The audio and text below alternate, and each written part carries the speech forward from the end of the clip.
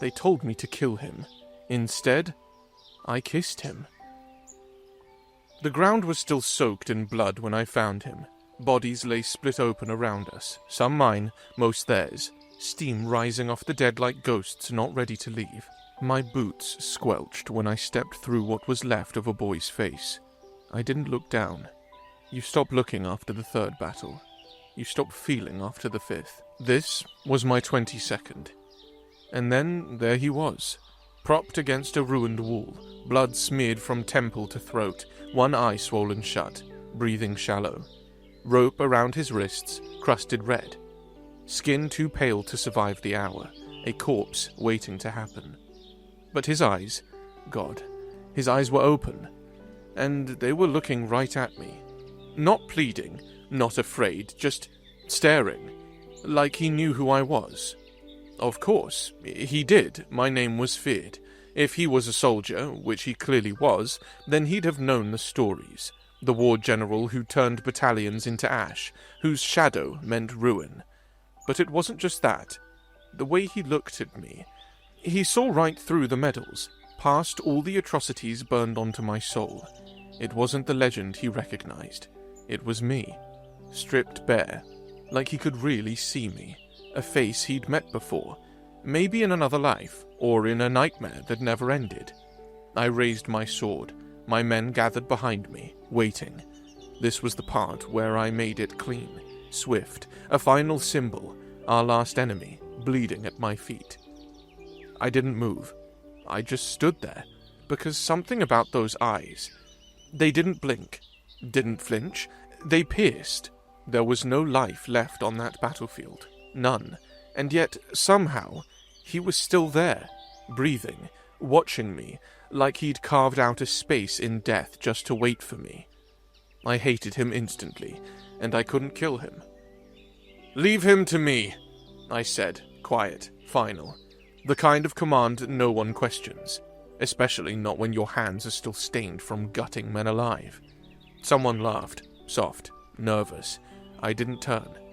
They took him away, and I stood in the silence that followed, staring at the spot where he'd been, like something had just cracked open inside me, and I hadn't noticed yet. Later, I told myself it was strategy, interrogation, a war trophy with secrets in his teeth. That was a lie. So I wrapped the truth in cruelty, wove it into my voice, my posture, my hands, when I grabbed his face in that cold, dark cell and whispered, "You're not worth the bullet." But even then, even when I made him bleed just to feel in control, he didn't look away, and I knew something had followed me home from the battlefield, and it had his eyes. The first night. The cell was cold on purpose, stone, damp, no light except what slipped through the bars.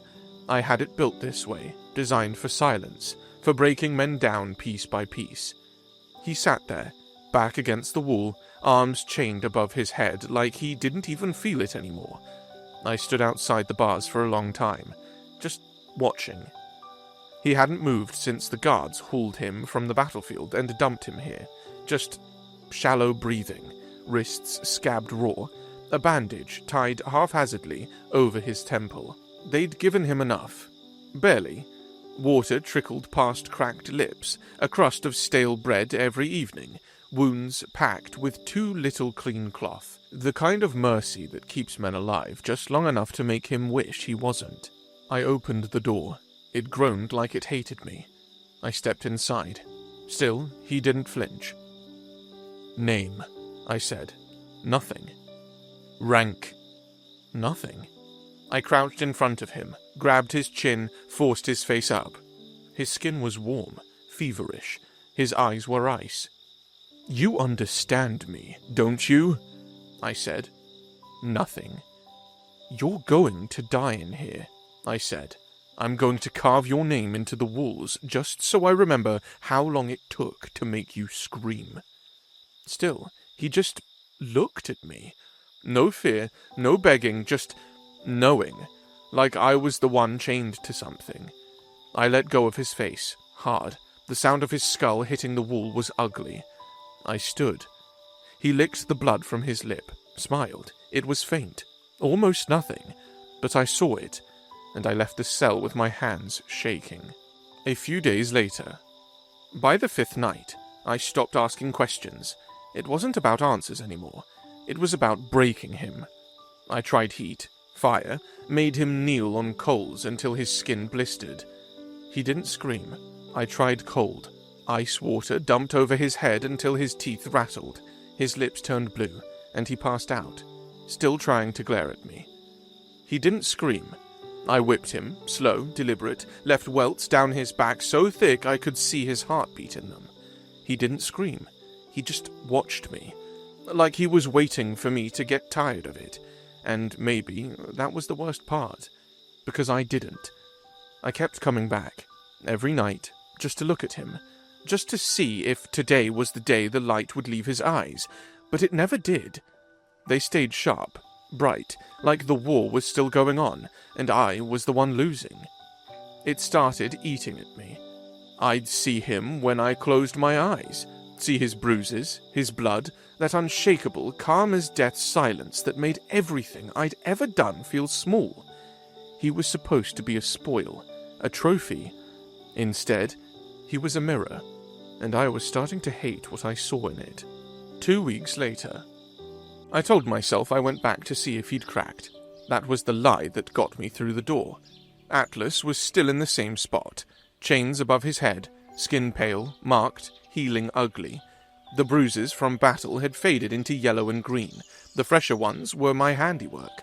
He looked like something carved out of bone and ash, fragile, but not weak, never weak. He heard the door and didn't even look up. Not anymore. I hated that. I wanted the eyes back, the ones that cut, the ones that made me feel like I was the one behind bars. I walked in. The echo of my boots made the chains rattle a little. Still no reaction. I crouched in front of him, slower this time, reached out, ran my fingers along the cut on his cheek. The skin was split, dried blood cracking under my thumb. He didn't flinch. He didn't pull away. He just let me touch him.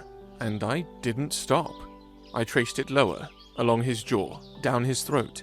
I told myself I was checking the damage, making sure he was alive enough to break later. But my hand lingered. Too long. His eyes finally met mine, and for the first time, I looked away. Fuck. I stood up too fast, pushed him back, hard. He hit the wall with a grunt, chains clanging above him, and I watched him curl slightly at the ribs. That bruise was from me, 2 nights ago. Speak, I said. Nothing. Beg. He just looked at me again. Eyes soft now, tired, but still sharp, like he knew, like he saw what I was doing, even before I did. I grabbed his throat, pressed just enough to remind us both that I could crush it. His pulse jumped under my fingers, but he didn't look scared. He looked calm, like he was waiting. For what? I don't know. Maybe for me to stop pretending, maybe for the moment I'd finally break. I let go, slowly. My hand slid down to his chest, over the bruises, the scar I hadn't seen before. My fingers stayed there, palm flat against his heartbeat. It was fast, alive. Why the fuck did that make me feel like I couldn't breathe? His lips were cracked, red, bleeding. And then I leaned in. I don't know why. Maybe I needed to scare him, maybe I needed to scare myself, but when my mouth brushed his, he didn't pull away. He kissed back. Soft, slow, like he'd been waiting for it, like he knew it would happen, like he didn't even hate me the way he should. And I pulled away too fast, too rough, like I could erase it. I stood there, chest heaving, heart thuddering, fists clenched. He just blinked at me, like I'd told him something instead of stolen it. I left the room before I did something worse. Didn't sleep that night. Didn't stop thinking about it either. Didn't stop hearing that kiss in the silence. Didn't stop wanting. 2 days later. I didn't go back the next night, but I thought about him the whole time. Didn't eat, didn't sleep, just sat in my quarters, staring at the wall like it owed me an explanation. He kissed me back. That wasn't supposed to happen. I was supposed to scare him, break him, own him. But the way his mouth moved against mine, slow, soft, sure, like he knew exactly how to ruin me. No. So I went back. Door slammed louder than usual. I wanted him to hear it. I needed him to flinch. He didn't. Just sat there, barely chained now, because he couldn't stand anyway. Wrist bones like glass. Split lip still healing. He looked up at me, not afraid. Worse, expectant, like he knew I'd come. I grabbed him by the collar, hauled him up, shoved him against the wall so hard the stones shook. My hand was around his throat again, familiar now, dangerous. You think you're clever? I hissed. Think you can use me against myself? He didn't speak, didn't fight, just looked at me. And that look... Fuck, that look. It made my whole body burn. You kissed me, I said. Silence. You liked it. Still silence. I pressed in closer, nose to nose, so close I could feel his breath, shallow, steady. I should tear you apart, I said. Make you regret it, make you bleed. He whispered, quiet, hoarse, cracked from days of not speaking. Then do it. That was the first time he'd spoken in days, and it wrecked me. My grip loosened. I don't even remember letting go, but my hands dropped. I stepped back like he burned me. I wanted to hurt him. I wanted to take that kiss back, drown it in violence, remind him who I was. But instead, I sat down. Right there, on the filthy floor of that cell, across from him, breathless, like we were equals, like I was the one in chains. You know what I did to your people? I said suddenly. What I ordered? He said nothing, just watched.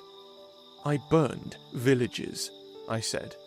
I hanged boys younger than you. I poisoned wells. I slit throats in the dark. My voice broke a little. He just kept looking at me.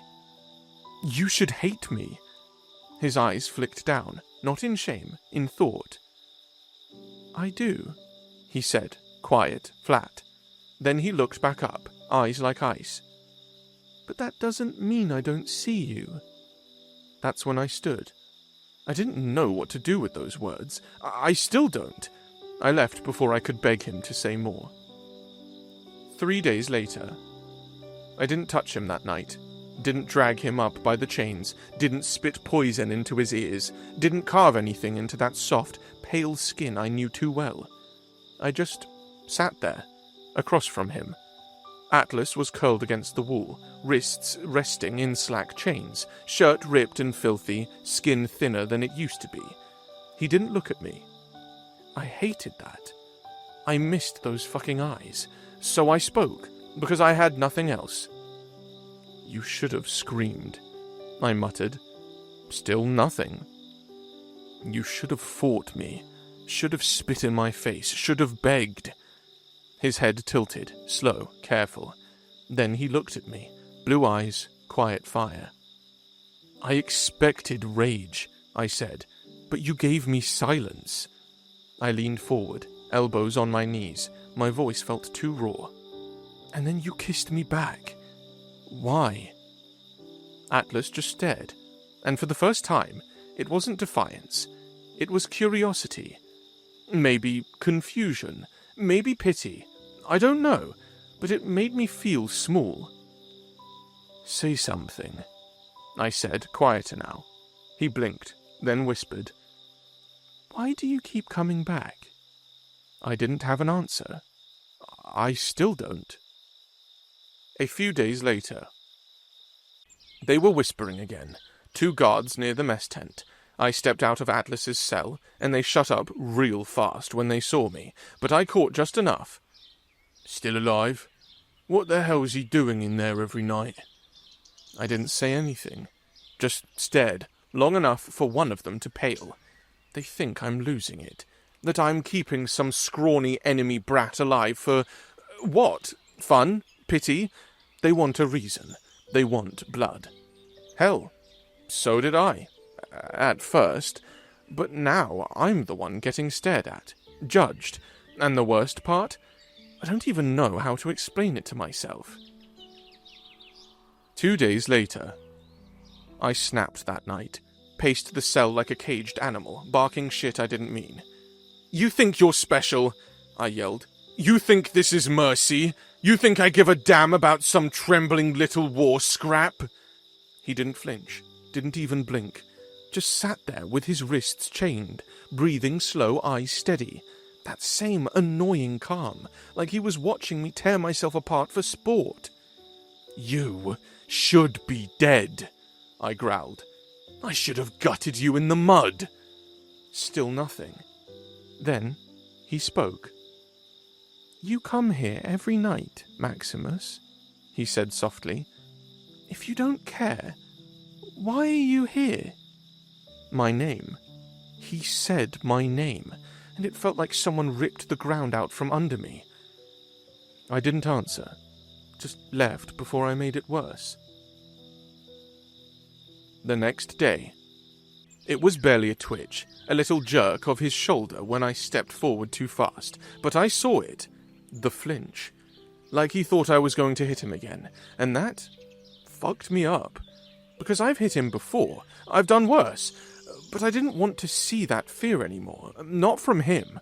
I lifted my hand stupidly, like I was going to touch his face, maybe brush some dirt off his cheek. I don't know, but I stopped halfway, just stood there with my hand in the air like an idiot.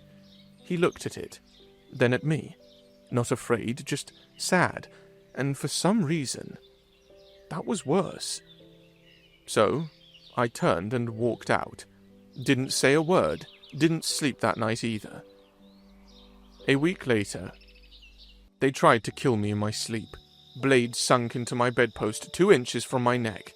If I'd turned left instead of right, I'd be gone. The whole camp was in chaos. Guards doubled, everyone screaming about traitors and infiltrators, and all I could say was, "Where's the prisoner?" Bad move. Their eyes narrowed. Nobody said it, but I saw it. Of course he'd ask about him first. They searched his cell, found a guard's uniform under his bed. I stared at the bundle, neatly folded, too clean to have ever been hidden here, not with how closely I'd kept him watched. He was always chained, wrists bound high, never left alone long enough to pull off something so brazen. The guards would have seen. Someone wanted this found. Someone wanted him gone.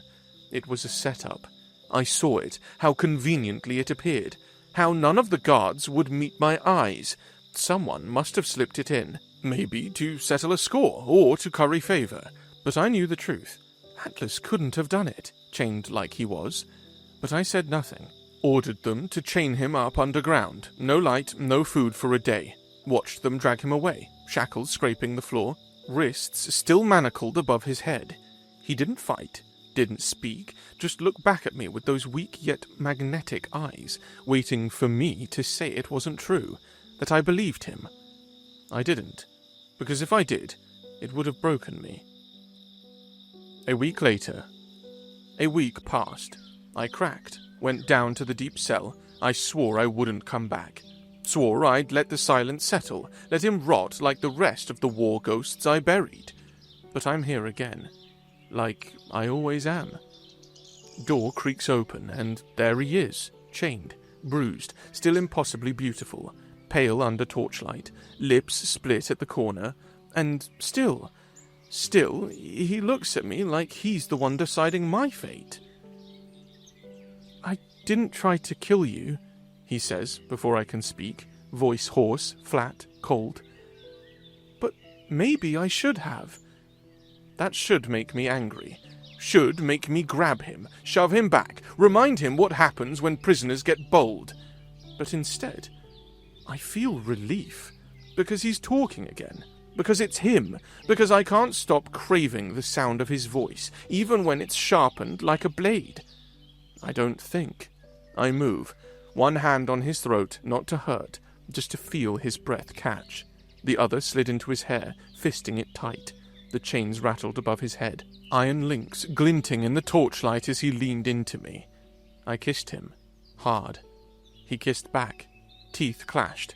It was messy, violent. He growled into my mouth, wrists straining against the shackles, and I swear I almost came apart right there. He pulls me closer.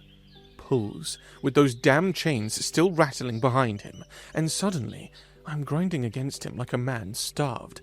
I bite his lip and he moans, short and broken, and I lose it. My mouth is everywhere, his jaw, his throat, his collarbone. I suck hard enough to bruise, and he arches into me like he wants to be ruined.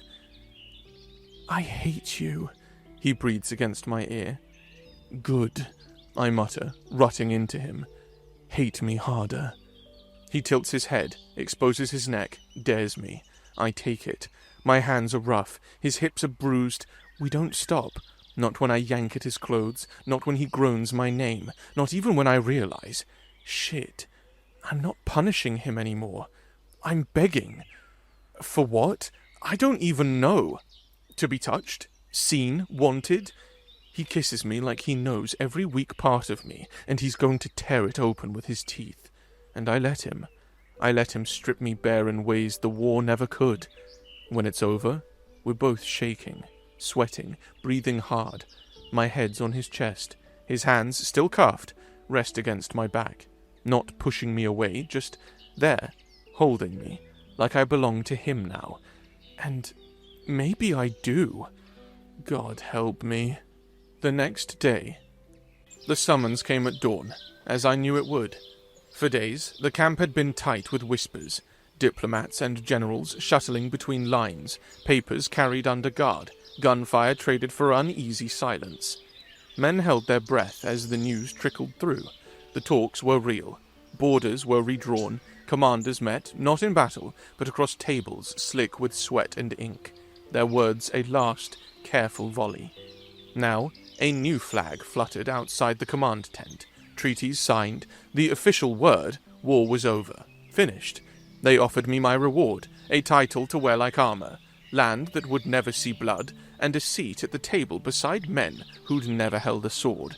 But there was a catch. "The prisoner," the ambassador said, voice syrup-thick with fake civility. "The people demand justice. His execution must be public, swift, a statement." I stared at the parchment they pushed across the table. His name was written there, cold and clean, like he was nothing more than ink on paper. No history, no scars, no story. "This is non-negotiable," they said. "Prove your loyalty, General, or step aside." I left the tent like a man carrying a stone in his chest, walked straight to the cell, and there he was, standing, calm, chained, arms crossed, like he already knew this was coming. "They want to kill you," I said, my voice thinner than I wanted. He didn't flinch. "They'll give me everything I fought for, everything I bled for, but only if I hand you over." "Then do it," he said, eyes steady as iron. Simple, flat. "Don't make this harder," I warned. "I'm not trying to," he said. "But if you kill me as the man I kissed, not as the general they want you to be." His words hung in the cold air, slicing through me sharper than any blade. This wasn't a choice. It was a death sentence, for one of us. Step onto that platform, raise my sword, I'd die inside 1,000 times. Run with him, burn everything behind me, every war, every victory, every cruel lie. That night, I made my choice. I didn't show up for the execution. I showed up at his cell. "Get up," I said, voice rough but steady. He blinked. "What?" "We leave tonight." He hesitated. "Maximus!" "No orders, no chains, nothing but the road ahead." He grabbed my hand, and for the first time in a long time, I let myself hope. But before we stepped out, I pulled him close. "Promise me something," I said, voice low, almost breaking. He looked at me, wary. "Promise me you'll hate me as long as you breathe." He frowned. "Take revenge on me," I whispered, "for everything I've done to you, for every scar I gave you." His eyes darkened, and a ghost of a smile flickered. "But never stop looking at me." "I need your eyes on me," I confessed, breath shaking, "until the day I die." He didn't answer, but he didn't pull away, and in that moment, broken and brutal, I found something I never thought I would. Redemption in his pale blue eyes, a kind of love that I didn't deserve. Later that night, we decided to leave under the cover of darkness. Security tightened with every hour that drew closer to the execution, but men get sloppy at midnight, and more than a few owed me debts they'd rather not repay in blood. Some coins, a threat, and a blessing of luck. That was all it took to slip Atlas out beneath their noses. Maybe they looked the other way, or maybe they simply couldn't believe the general would risk everything for his captive. By the time the alarm bells rang, we were already gone.